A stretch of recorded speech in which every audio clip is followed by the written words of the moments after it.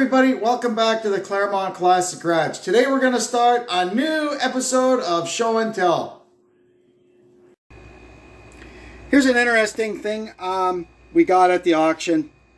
A stack, I've got 8 here, 61, 62 Imperial hubcaps. These things are really nice, I like them.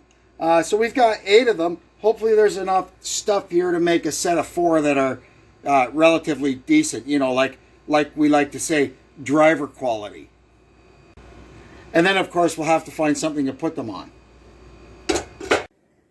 Over there in the living room in front of the window, we've got an old captain's chair. And the problem is, every time Cooper and Nugget go to bark out the window, only one of them fits in the chair. And it's always Cooper, because poor little Nugget is just too little to get up in it. And I feel bad, because Cooper's in the chair barking, carrying on, and poor Nugget is just running around in circles because he doesn't know what to do. So, to solve the problem, Deb got this cedar-lined trunk, and we're going to put this in front of the window so they can both get on it and bark their asses off. Deb got these heavy-duty plate stands. They're like solid metal. This one she got for me because if you'll remember some time ago, I made this piece of art. Let's just call it that, a piece of art. And it's just too heavy to hang on the wall, so it fits nicely in this thing. Deb loves her 2 favorite characters are Pooh and Tigger. So she got this little print. We're going to hang it up in the laundry room for her. And then we picked up this thing for cheap. It needs a little bit of repair. You'll see the prong, the ground prong is gone. So we'll have to put a new end on it. And the little handle for cranking it is busted off. But that's neither here nor there. We'll get this fixed up. For what we paid for it, you've seen how much extension cords are lately?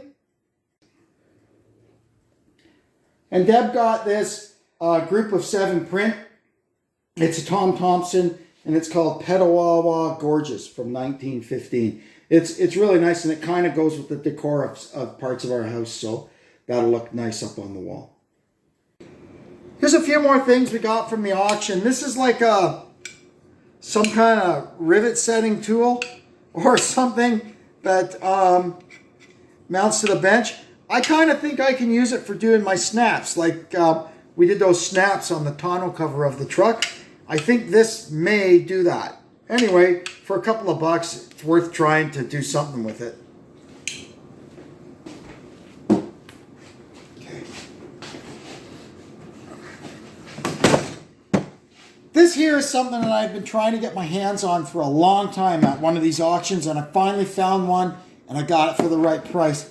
We got us a Freud biscuit joiner for $32.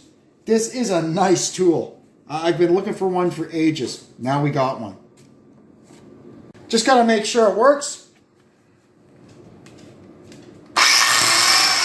Yeah, it works. Last thing we got here is a 100 amp square D panel. There's no breakers in it, but that's okay. These things are just handy to have. Here's a couple of good show and tell goodies. This here is what 9N people call a 41 grill. After the aluminum grills from 1939 and 1940, they look kind of like a Ferguson grill because they had horizontal bars in them. They were brittle and they all got broken. For 1941, they came out with a steel grill. And this is it. It's got a couple of unique things about it. It's got round bars, whereas all the later ones had teardrop-shaped bars. And the most distinguishing fact of a 41 grill is it does not have the extra vent holes punched in the center bar, like all N-Series tractor grills after had. So we've got one 1941 9N that we want to fix up, and the original grill was missing. So on the forums or the boards or whatever, I found a fella selling this, and we were able to get our hands on it for half the price of a reproduction one. And let me tell you, this thing is made out of some kind of heavy metal. I've never had one of these grills in my hand, and it is made of substantially, the bottom here and the center bar are made of substantially thicker material than the later grills were. That's a nice piece. And I got these. What, pray tell, are these? These are Snap-on WA3520 and WA3510. What these are for is when you're doing a front end alignment on an old Ford. This is how you move the control arms incrementally to set your caster and camber. I'll show you more what these things do when we redo the front end in the Galaxy. Here's a good score. This is a lens for a CM Hall tractor light, which are the original lights that were supplied on 9N and early 2N tractors. So from 1940 till around 1943, when they switched to the what do they call those things? Tracto light headlights made by Duolamp, I guess. But these are really, really hard to find, and I'm very happy to have it. I just stumbled across it on eBay shortly after it was listed and was able to pounce. Deb got 2 beer cases full of DVDs at the auction, so we've gone through them, picked out the ones we want to keep, and that's the rest of them that can go back to the auction. And I guess this is going to be a segue. This is going to be a segue probably into the next Odd Jobs and Small Projects videos, because I believe that the movie holding cabinet is probably overflowing already, and I'm going to have to come up with some sort of storage for Deb's movies. Here's some more lots I got from a local auction. This is a couple of, just a bunch of miscellaneous drills. I'll sort them out and put them away. I'm always looking for, any time I can find like loads of drills for cheap, I grab them, right? Because we go through them around here. All this was $3. Next thing we got is this die handle and a bunch of taps. Again, for like $2 or $3 or something. This thing is really neat. It's got the dies built into it. 4 different sizes, but they seem to be, I'm not sure what sizes they are. I think it may be something weird like Whitworth or something. Never seen anything like that in my life. Anyway, even some of these taps, like look at it. That's a weird tapered. It's got to be good for something. But there are a lot of normal taps in here. Look, this one's got a pilot on it. We'll see what they are. They might be odd sizes. 3/8, 16. Well, that's a normal one. Anyway, we'll see what we've got here. Put them away. Then the last thing was something that I'd been looking for a while, and this popped up, and I was able to get it for, I don't know, it was cheap enough. But anyway, my joy turned to despair when it got home. Deb went to pick this stuff up. I'm not blaming anybody. It is what it is. But this is we call this a door hinge drill kit or whatever. You know, it drills and countersinks in one fell swoop, and then you flip this over, so you'll have the drill and your screw bit inside this thing, and you flip it back and forth, so you can do stuff quickly. But anyway, that didn't work out, because by somewhere in between the time that I saw it at the auction and the time that it got home, this and this disappeared. What I did notice is that the latches on the box aren't there anymore, and I don't know if somebody picked it up and it whipped open and everything fell out or whatever. It doesn't matter at this point, does it? I've reached out to the auction house and asked them if they could have a look around to look for those 2 pieces. If not, well, it is what it is. I bought it. Here's another load of stuff we picked up at the auction. We're going to start on the floor over here. Deb got, a little earlier in the video, you saw a nice group of 7 print that she got, but she needed a frame. So she got this, whatever it is in there, and we're just going to use it for the frame. Now we got here a little tiny boat trailer winch. They're always handy to have. We got here, these are seed starters. So you just put your seeds in there and start watering it. And that's got all the plant food and everything. It's good to get your seed going. Over here, Deb got this nice blanket. Very nice blanket. And this huge, it's a 12-liter watering can.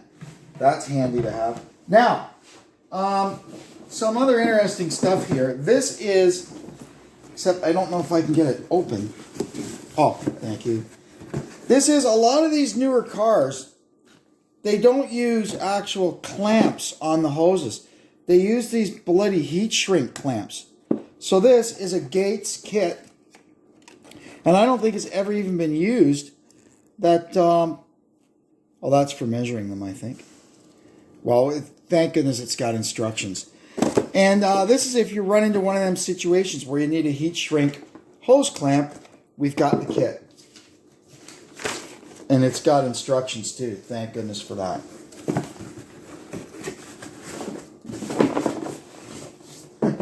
We got here. This is a little a laminating tool. So you can, business cards or photographs or whatever you've got, you can laminate them yourself at home. And we've got a huge box of the actual laminating material. So hopefully it works. If not, whatever, it was cheap. And then the last thing I got here is this big, huge, heavy metal box full of great big taps. Look at these. These are big taps. Look at the size of this one.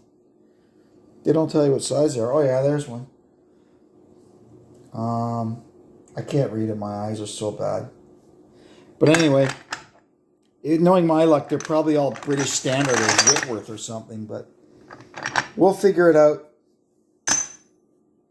1 1/16. Oh no, 1 1/16. Deb says so. That's a normal size.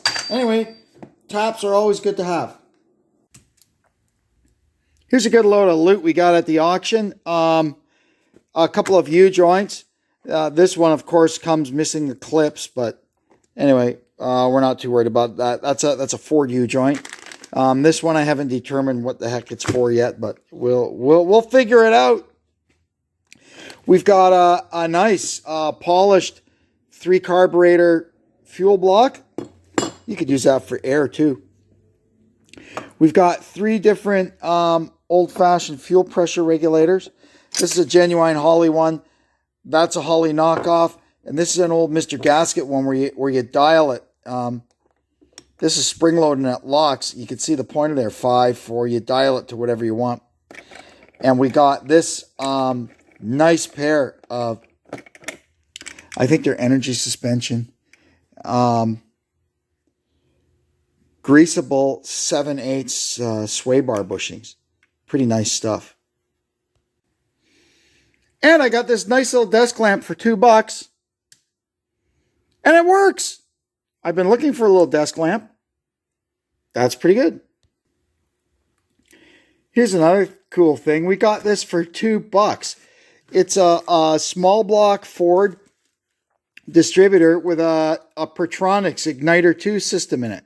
I don't know if it works or anything, but for $2, what the heck? So we'll try it, and if it works, I'll try and take the breaker plate and everything out of this and put it in the one in my 390, and we'll see if that works. We've been to the auction again and got a few little goodies. This is a pair of plastic Pro Ramps.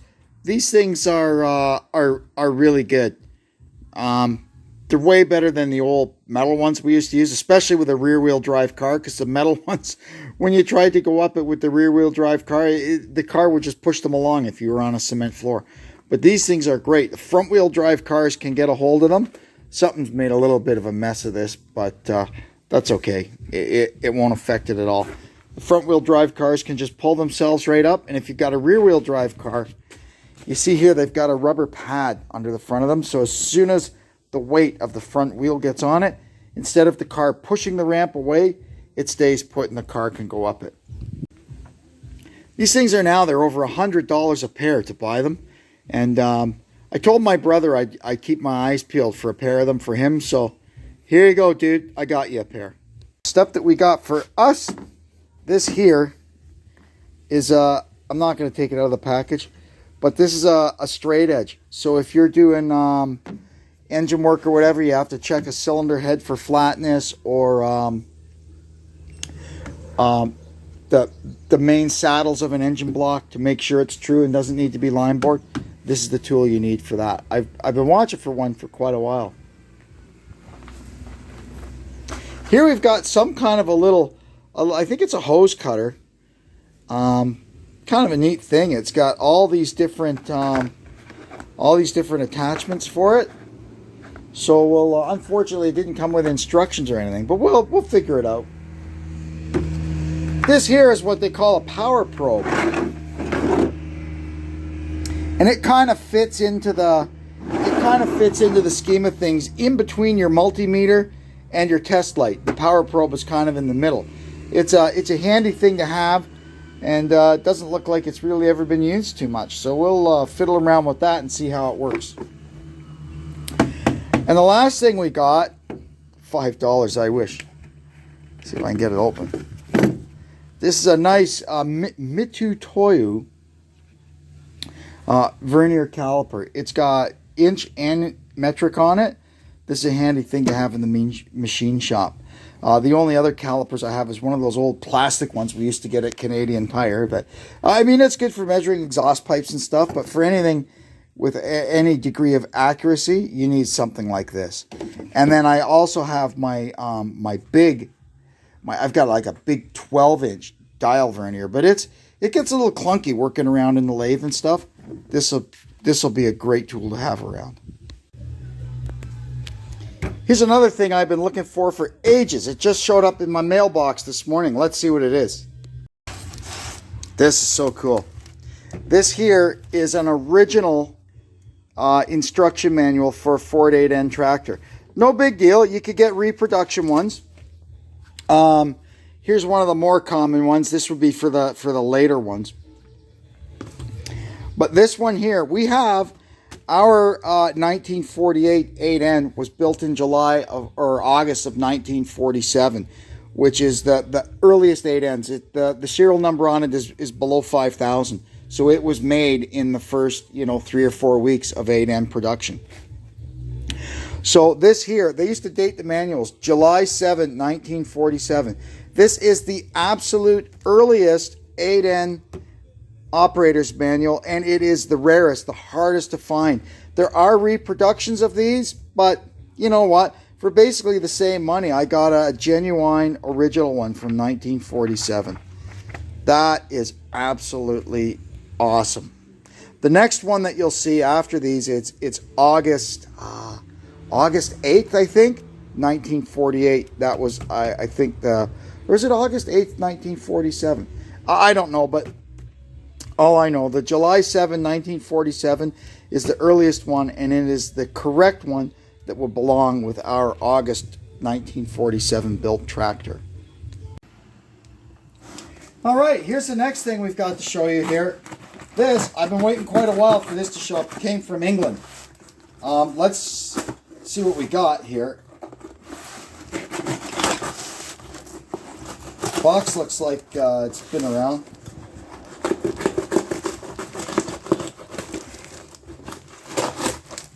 Yeah, so this here is most of the toolkit for our old blue Fordson tractor. Look at that. These old tools, see? Fordson. Look at the little snail. That's quite accurate. That's about how fast it goes. We got an old, I think these are called a Tacalamite grease gun. I have one of those for my my Ferguson. Those things alone sell for a pretty penny. That there, you can see there. And these are all the tools for that. This is the big spud wrench for the wheel nuts. So that is pretty cool. This is, I don't think it's every single one of the tools, but it sure gets you a hell of the way on the road to having a whole set. That one's still got grease on it. Oh, that's beautiful. What a score. Very happy with that. we went this morning to pick up some stuff that we bought at the auction, and on the way there, we found a little yard sale. And the guy had some good stuff. We got a milk crate. Always looking for those. Got a couple of movies. Look, Doctor Strangelove, Peter Sellers, pure genius. And Bronson, the mechanic. You know, what's better than Bronson going around blasting people and driving motorcycles over cars? Here, this is pretty cool. A complete set of Torx or some kind of splined. They're not really Torx. I'm not sure what the heck these things are, but they look handy. They may even be extractors. I don't know. We'll figure it out. We got all these pliers. The guy had a whole bin of pliers, 50 cents each. Look at it. Vice grip. Gray. This is a nice snap ring plier made by Vacuum, whatever that is. And this thing, Robo Grip by Mastercraft. Anyway, we finally got to the auction, and all I got was these two things. They came as one lot. I got it for 20 bucks under the category of pays your money, takes your chances. First thing we got is this Wagner heat gun. And this looks like a decent one, so we're going to try it. Look, and it's got like a touchpad. It doesn't have a switch, so I don't know if that's good or bad. But anyway, we'll see if it works.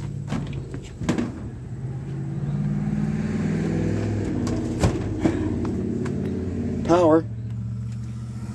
Oh, there it goes. Oh yeah, and this bloody thing is hot.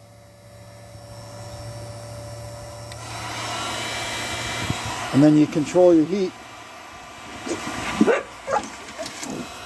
Oh yeah, that's getting hot. You can do shrink wrap and stuff with this. This is exactly what I've been looking for. Perfect.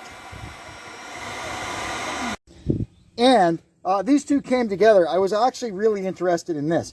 An old OTC dial back timing light. This is a nice tool.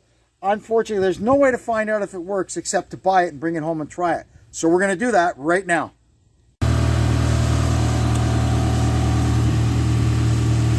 Okay, we've got this thing hooked up to the PT Cruiser.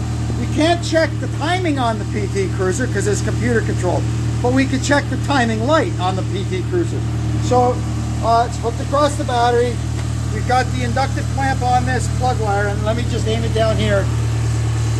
Look at that, she works.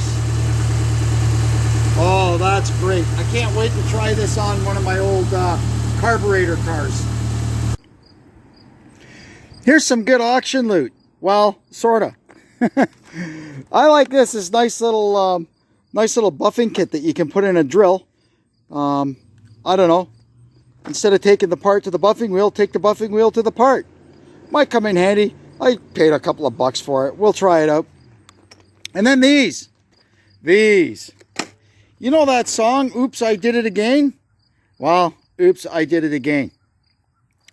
I've been looking for some little axle stands to leave over in the barn, just in case. I've got a couple of little small jacks over there, in case I had to lift something up, you know, for just a simple little job.